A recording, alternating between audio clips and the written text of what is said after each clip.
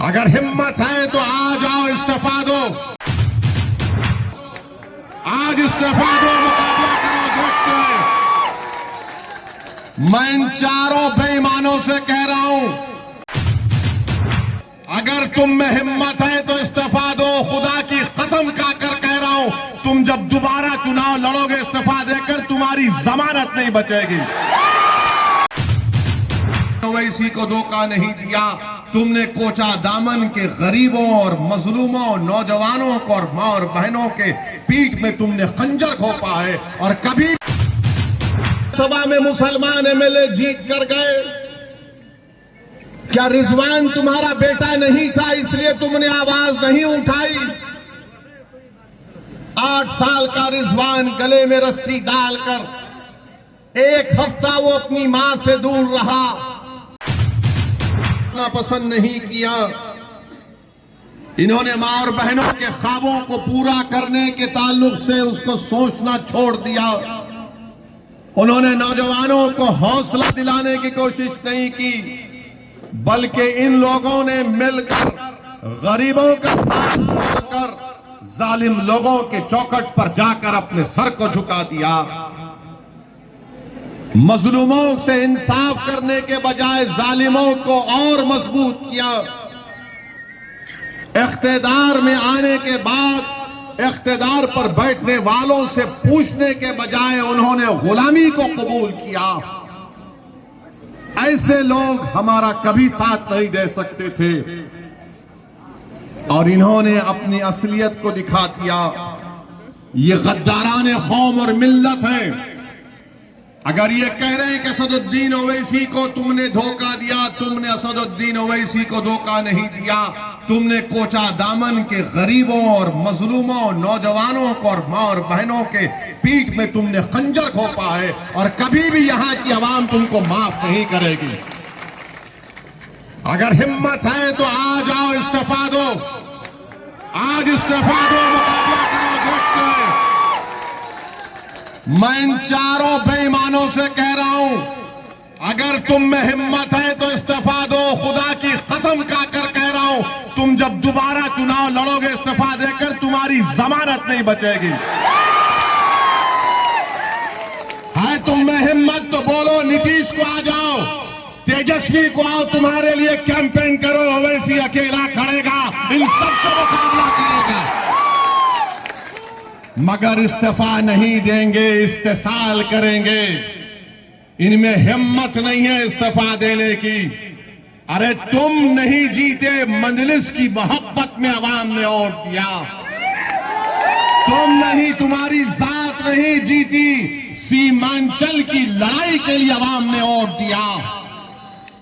तुम्हारे बाप की वजह से तुम नहीं जीते, सीमांचल के गरीबों की वजह से तुमको कामयाबी मिली। ये समझ गए कि इनकी जात बहुत बड़ी है, इनफरादियत बहुत बड़ी है।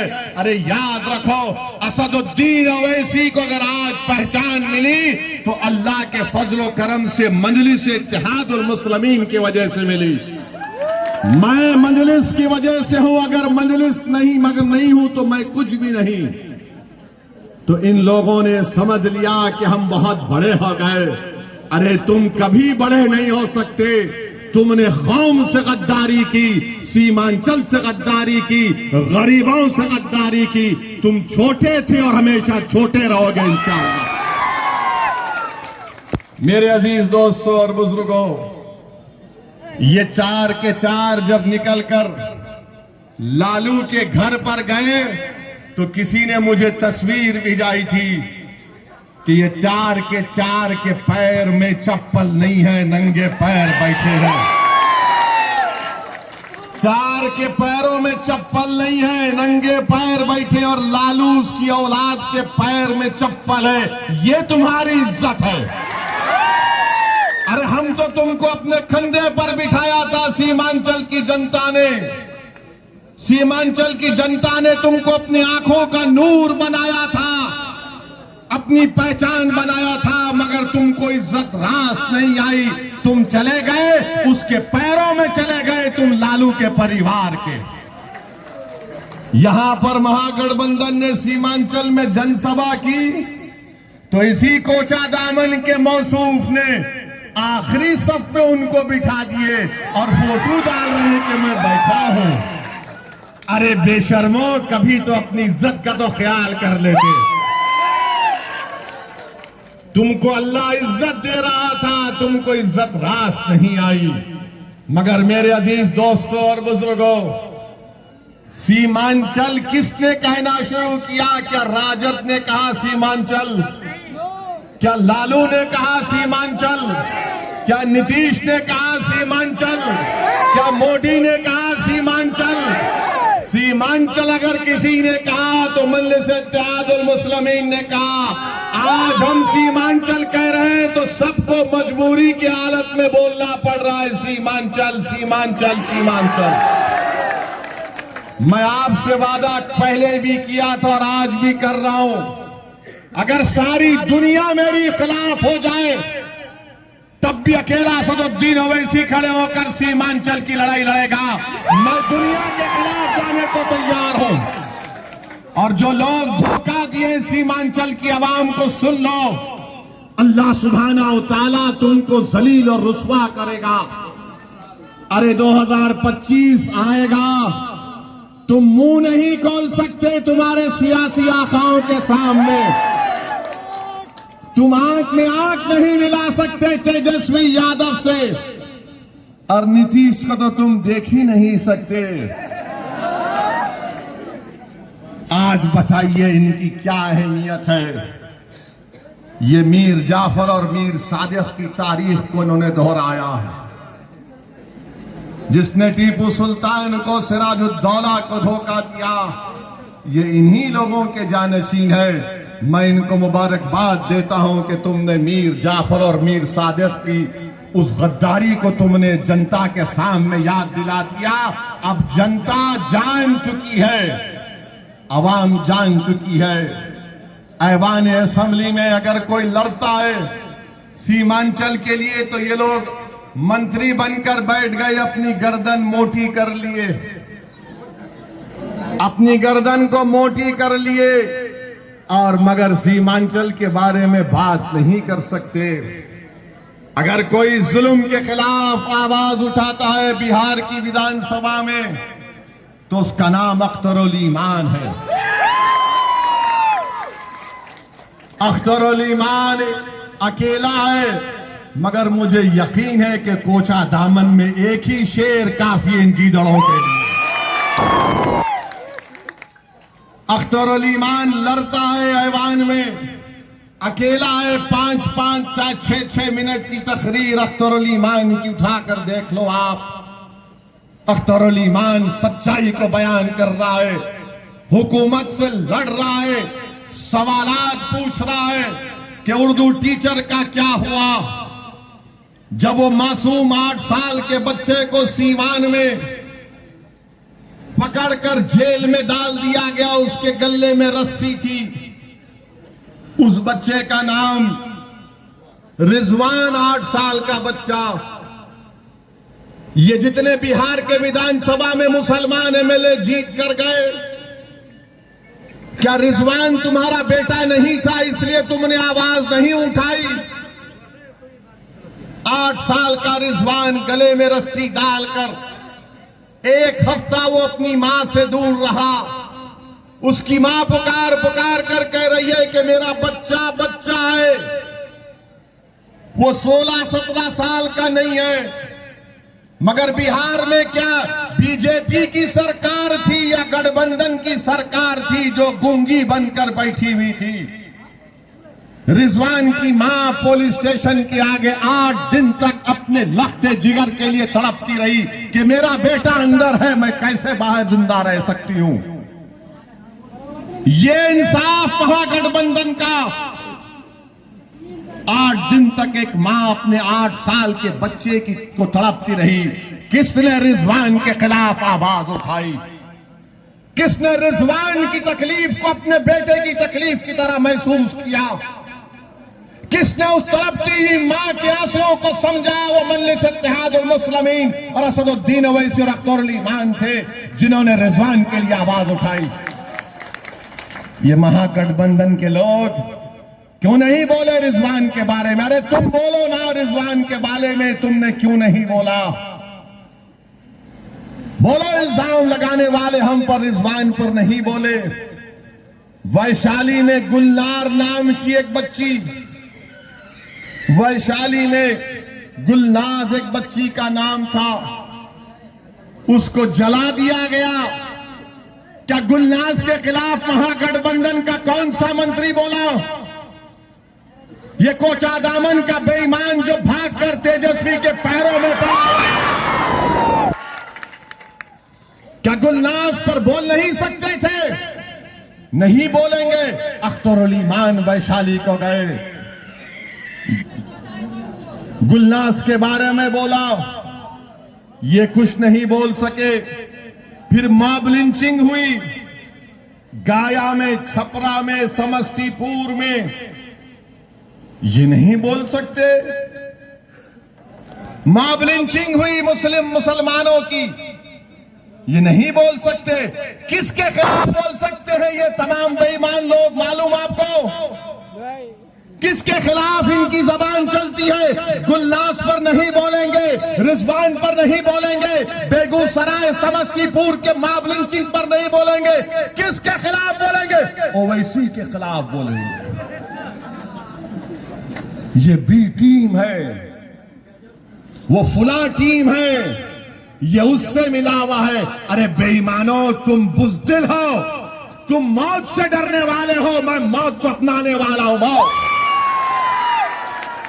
तुम मेरे खिलाफ बोल सकते, मगर तुम्हारी जबानें गूंगी क्यों पड़ गई?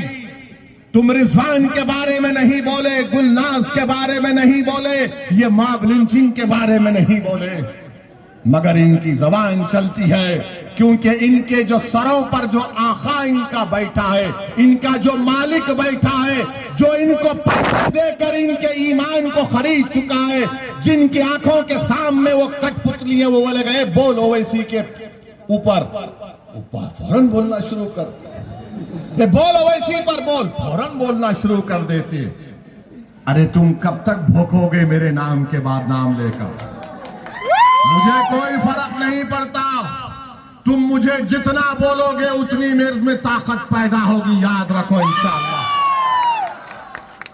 आज आप बताइए, ये सब बातें हो रही हैं और गठबंधन का जलसा हुआ, बीजेपी के अमित शाह का जलसा हुआ।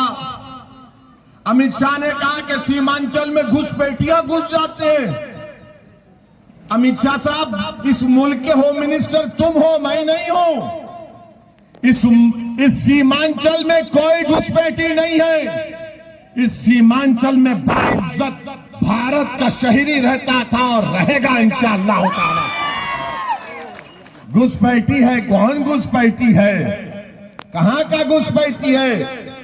मगर बीजेपी की साजिश ये है कि एनपीआर, एनआरसी को लागू किया जाए घुसपैठियों के नाम पर।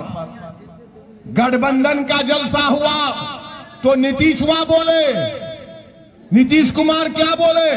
एक मुसलमान की पार्टी है। नीतीश कुमार साहब, आप मुसलमान हैं या कुशवाहा है, हमको बताओ। मुसलमान की पार्टी, लालू यादव यादवों के नेता, उनको नहीं कहेंगे यादव? तुम अपने आप को नहीं कहोगे कुर्मी, कुशवाहा? तुम किसी ठाकुर को नहीं कहोगे, ब्राह्मण को नहीं बोलोगे, तुम किसी को नहीं बोलोगे, किसको बोलोगे? मुसलमान की पार्टी। क्या बिहार में सिर्फ मुसलमान ही वोटर है, दूसरा कोई वोटर नहीं है? नीतीश, कोई दूसरा वोटर नहीं है। नहीं, मुसलमान की पार्टी का तो हमने 4 को ले लिया। अरे जो बिकने वाला था तुमने उसको खरीद लिया। जो सारी दौलत को ठुकरा कर हक के लिए लड़ रहा है, वो उसका नाम अख्तरुल ईमान है। एक तरफ अख्तरुल ईमान तो चारों बेईमान। एक तरफ इज्जत का रास्ता जिल्लत का रास्ता, एक तरफ हक का रास्ता, एक तरफ बातिल की गुलामी का रास्ता। मंजिल हक के रास्ते पर चलने वाली है, मंजिल जालिम का नहीं मजलूम का साथ देती आई है। मंजिल पंजा आजमाई करेगी। अरे ताकत को देखकर झुक जाने वाला कमजोर होता है, ताकत को देखकर खड़े होकर लड़ने वाला उसको कहते हैं अल्लाह पर यकीन करने वाला। मेरे अजीज दोस्तों और बुजुर्गों, नीतीश कुमार कहते हैं मुसलमान की पार्टी, तो फिर वो रिजवान मुसलमान नहीं था नीतीश कुमार, वो गुलनाज मुसलमान नहीं थी नीतीश कुमार, वो जो 3 लोगों को मॉब लिंचिंग में मार दिया गया वो मुसलमान नहीं थे। तो नीतीश कुमार को इनसे मोहब्बत नहीं, किससे मोहब्बत है? सत्ता से, तुम्हारे वोट से। नीतीश कुमार को, तेजस्वी को नफरत किससे है? मुसलमानों की लीडरशिप से, मुसलमानों के शऊर से। सीमांचल में अगर लोग बेदार हो जाएंगे और सीमांचल की जनता बेदार होगी इंशाअल्लाह ताला। सुनो कोचा दामन की जनता, सुनो सीमांचल की जनता, तुम गरीब और कमजोर इसलिए नहीं हो क्योंकि मुकद्दर की वजह से हो, तुम गरीब और कमजोर और नाइंसाफी का शिकार इसलिए हो क्योंकि तुमको कमजोर और रखा गया है, तुमको मजलूम रखा गया है, तुमको तुम्हारा हक नहीं दिया गया है। नहीं देने वाले ये तमाम राजद के, जेडीयू के लोग, कभी कांग्रेस के लोग तो कभी भाजपा में भी कोई कसर उठाकर नहीं रखी। ये डरते हैं कि आप जब बेदार हो जाएंगे तो क्या होगा। बताइए आप, सीमांचल को कमजोर और सबसे पिछड़ा इलाका रखना। अख्तरुल ईमान बता रहे थे कि नीतीश कुमार ने गंगा से पानी लाकर राजगीर में गंगा का पानी पिला रहे हैं। नीतीश कुमार सीमांचल को कौन सा पानी पी रहा है? सीमांचल का वासी, जमीन के अंदर के पानी में एसिड है, जहर है। वो पानी सीमांचल के बच्चे, मां और बहनें, बूढ़े, नौजवान पी रहे हैं और राजगीर के लोगों को नीतीश कुमार और तेजस्वी यादव गंगा का पानी पिला रहे हैं। अब आप बताइए, इन लोगों में इतनी हिम्मत नहीं है कि पूछ सके। और हद तो यह हो गई कि राजगीर में नीतीश कुमार ने कांच का पुल बनाया, कांच का पुल बनाया है। और सीमांचल में ऐसे कई पुल दिखा सकता हूं जो अधूरे पड़े हैं, टूटे हुए हैं, मगर नीतीश कुमार को राजगीर में कांच का पुल और हमारी राहों में कांच डालना इनका काम है। पुल नहीं बनाएंगे। नालंदा जिले के अतराफ में नीतीश कुमार ने महल बना दिया, मगर सीमांचल के लोगों को वीरान करके रख दिया। बताओ, गठबंधन का नाम लेने वाले, सेकुलरिज्म का नाम लेने वाले, क्या सीमांचल की जमीन पर बसने वाले इंसान नहीं है? क्या राजगीर के इंसानों की सीमांचल के जमीन पर बसने वाले इंसानों की जान की अहमियत बढ़कर है कि वहां गंगा का पानी मिलेगा और यहां पर जहर पीने पर मैं मजबूर हूं? मेरे अजीज दोस्तों और बुजुर्गों, यही हमारी लड़ाई है। बल्कि अख्तरुल ईमान साहब ने बताया कि जो जल संसाधना है उसका बजट 32,000 करोड़ का है। महकमे आबरसानी 32,000 करोड़ का बजट है। कितना बजट सीमांचल के लिए? 100 करोड़ भी नहीं। कितना? 50 करोड़ है। 50 करोड़ के अंदर है। 32,000 के करोड़ के बजट में गठबंधन 50 करोड़ दे रही है। और जिम्मेदार कौन है? ओवैसी है। मैं जिम्मेदार हूं। हम बी टीम, हम फुला टीम, अरे बेईमानो, 32,000 करोड़ में क्या तुम 1,000 करोड़ नहीं दे सकते सीमांचल को?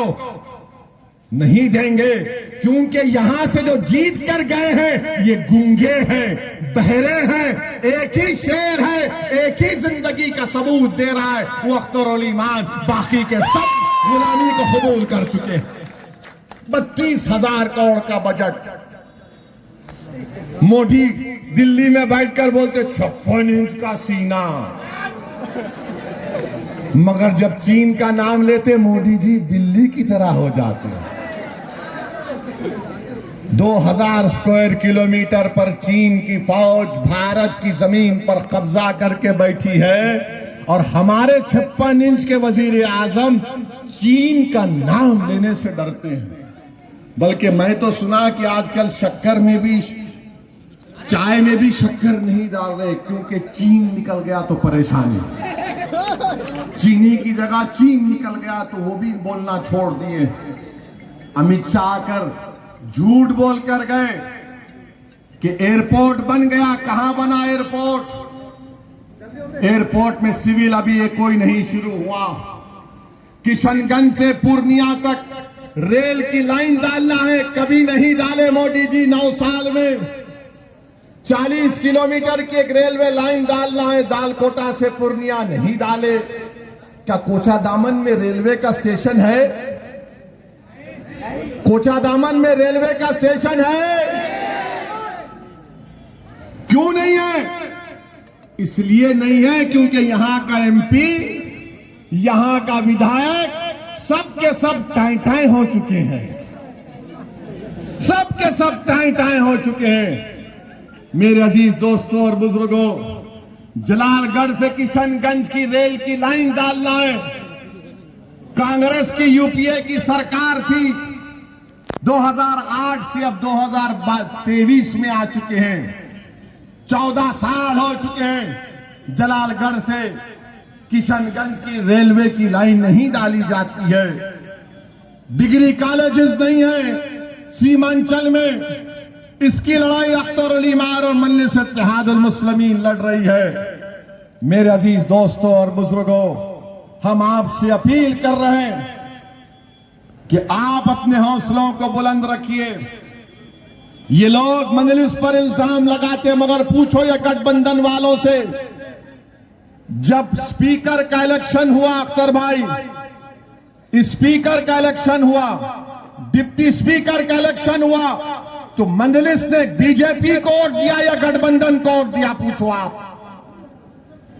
मजलिस ने ये गठबंधन का जो उम्मीदवार था उसको वोट दिया, मगर दुश्मनी क्या है लालू के परिवार को कि यादव लीडर बनेगा, अख्तर अली मान नहीं बन सकता। कुर्मी बन सकता है मगर अख्तर अली मान नहीं बन सकता। ब्राह्मण बन सकता है मगर अख्तर अली मान नहीं बन सकता। भूमियार बन सकता है मगर अख्तर अली मान नहीं बन सकता। मगर इंशाअल्लाह ताला अब बिहार की राजनीति के मुकद्दर के फैसले सीमांचल से तय होंगे, मुझे यकीन है इंशाअल्लाह ताला। और हाँ, जिंदाबादी, हम जिंदा ही रहेंगे इंशाअल्लाह ताला। हम मर भी जाएंगे तो जिंदा रहेंगे। जो जमीर फरोश है वो जिंदगी में भी मुर्दा है और अंदर भी मुर्दा रहेंगे। तो मैं आपसे कह रहा था कि मीडिया के लोग हमसे पूछ रहे हैं, नीतीश कुमार प्रधानमंत्री के उम्मीदवार हैं, आप क्या करेंगे? हमने उनसे पूछा कि भाई पलटू राम किसने कहा था? हमने तो नहीं कहा था ना। मेरी जबान से आपने कभी नहीं सुना। किसने कहा था? किसने कहा था? राजद ने कहा था, हमने नहीं कहा। मगर यह बात समझ में नहीं आती कि किसी को चाचा भी कहा और पलटू राम भी कहा और गले से भी लगा लिया, और दोनों बैठकर मलाई खा रहे हैं, कपा पूरी बिहार की मलाई खा रहे और सीमांचल को सूखा कर दिए। और नीतीश कुमार बोल रहे हैं इनके लोग कह रहे हैं कि देश में अपने यहां प्रधानमंत्री हैं। नीतीश कुमार, तेजस्वी यादव, याद रखो, तुम्हारे दिल्ली का ख्वाब अगर पूरा होना है ना तो वो पटना से नहीं सीमांचल से जाएगा। और उस ख्वाब में सबसे बड़ा अगर कोई आदमी खड़ा हुआ है तो उसका नाम असदुद्दीन ओवैसी होगा, याद रखो। तुम सीमांचल से इंसाफ करो, अल्लाह तुम्हारी मदद करेगा। तुम सीमांचल से नाइंसाफी करोगे, जो करते आए हो, तो जिल्लत और रुसवाई और जिंदगी में नाकामी तुम्हारा मुकद्दर बनेगा। यहां की गरीब आवाम खामोश है, मगर इनकी खामोशी को कमजोरी मत समझो। गरीब है, उसकी खामोशी है, मगर अल्लाह उस गरीब की खामोशी को, तकलीफ को महसूस करता है। तुम डरो इन कमजोरों की तकलीफ को पहचानो। वजीर आजम बनेंगे हमारे अरमानों को तोड़कर। हम भी नहीं चाहते कि 2024 में दोबारा नरेंद्र मोदी देश का वजीर आजम बने, मगर ये कौन सी तुम्हारी सियासत है कि तुम कभी मोदी से निकाह कर लेते तो कभी तेजस्वी से निकाह कर लेते। तुम कभी मोदी को 3 तलाक कह देते तो कभी तेजस्वी को 3 तलाक कह देते। तुम कभी उनसे वलीमा कर लेते तो कभी इनसे अकीका कर लेते। अरे आखिर तुम हो क्या? तुम ठहरोगे या पलट जाओगे? मगर हम नहीं पलटेंगे। जो जाता है चला गया। मैं जिम्मेदारी के साथ कह रहा हूं, जज्बात में आए बगैर कह रहा हूं, सीमांचल की जनता को, पूरी दुनिया मेरे खिलाफ खड़ा हो जाए, मगर एक तुम्हारा दीवाना तुम्हारे लिए लड़ता रहेगा। सीमांचल की लड़ाई बोलता रहेगा, लड़ता रहेगा इंशाअल्लाह ताला। क्योंकि हमारी लड़ाई सीमांचल की लड़ाई सत्ता की लड़ाई नहीं है, इंसाफ की लड़ाई है। हमारी सीमांचल की लड़ाई विधानसभा में सीटों को बढ़ाने की नहीं है, गरीबों के आंसुओं की पोंछने की लड़ाई है। सीमांचल की लड़ाई मां और बहनों को उम्मीद दिलाने की लड़ाई है। और सीमांचल की लड़ाई सिर्फ मुसलमानों की नहीं, इस जमीन पर बसने वाले हर इंसान की लड़ाई असदुद्दीन ओवैसी और अख्तर ईमान लड़ेंगे। तो मेरे अजीज दोस्तों और बुजुर्गों, अभी तो शुरुआत है। इंशाअल्लाह ताला रमजान के बाद फिर आऊंगा। इन्होंने शेर जब जख्मी हो जाता है तो ज्यादा खतरनाक होता है, और जब गीदड़ जख्मी हो जाता है तो दुम अपने पैरों में रख के अपने आका के पास जाकर मुंडी झुका देता है, सर झुका देता है। तुम याद रखो, आपको यकीन दे रहा हूं, सीमांचल के लिए मजलिस लड़ती आई और लड़ती रहेगी। और आपसे वादा कर रहा हूं कि पिछले विधानसभा के चुनाव में मुझसे एक कोताही हो गई। मुझे कम से कम 50 विधानसभा पर अपने उम्मीदवार को खड़ा करना चाहिए था। हम नहीं खड़ा किए। अब इंशाअल्लाह ताला बिहार में ये भड़काऊ भाईजान जाएगा। पहले सीमांचल को मजबूत और मजबूत करेगा, उसके बाद बिहार के कोने कोने में जाएगा। क्योंकि दुनिया की कोई ताकत मुझे रोक नहीं सकती इंशाअल्लाह ताला, सिवाय मौत के। हम जाएंगे। अच्छा, और ये 10 लाख नौकरियां कब देंगे तेजस्वी? ये 10 लाख नौकरियां कब देंगे?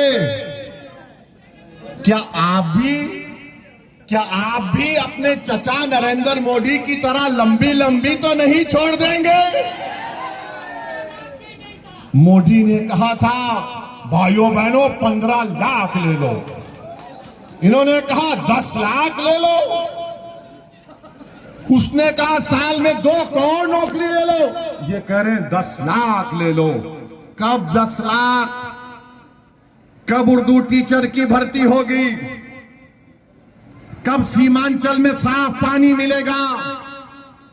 कब आलू की कीमत सही मिलेगी, कब मकई की कीमत मिलेगी, कब अस्पतालों में डॉक्टर बैठेंगे, कब स्कूल में टीचर बैठेंगे और कब रिश्वत का खात्मा होगा।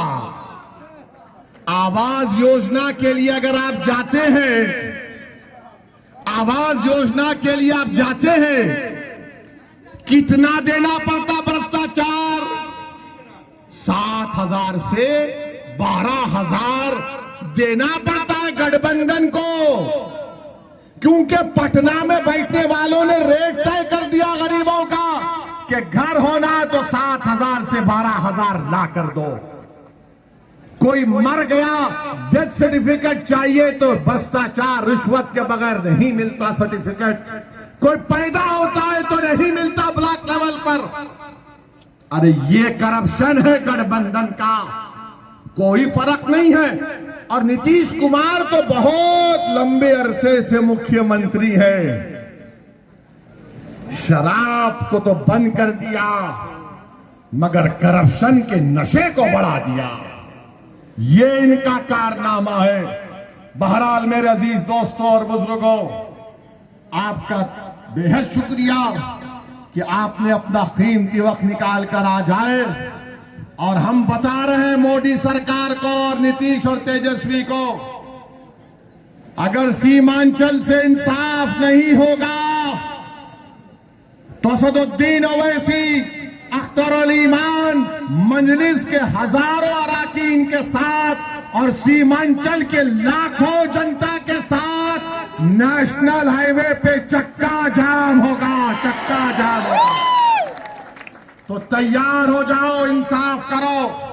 अब हम खामोश नहीं बैठने वाले हैं। सीमांचल की इंसाफ की लड़ाई मजलिस लड़ती आई, जब तक मंजिल को हासिल नहीं करेंगे लड़ाई जारी रहेगी। जब तक इंसाफ नहीं मिलेगा लड़ाई जारी रहेगी। जब तक गरीबों को उनका हक नहीं मिलेगा लड़ाई जारी रहेगी। चाहे मोदी हो या नीतीश हो या तेजस्वी हो, सीमांचल की लड़ाई गरीबों की और हकदारों की लड़ाई है। बहुत बहुत शुक्रिया।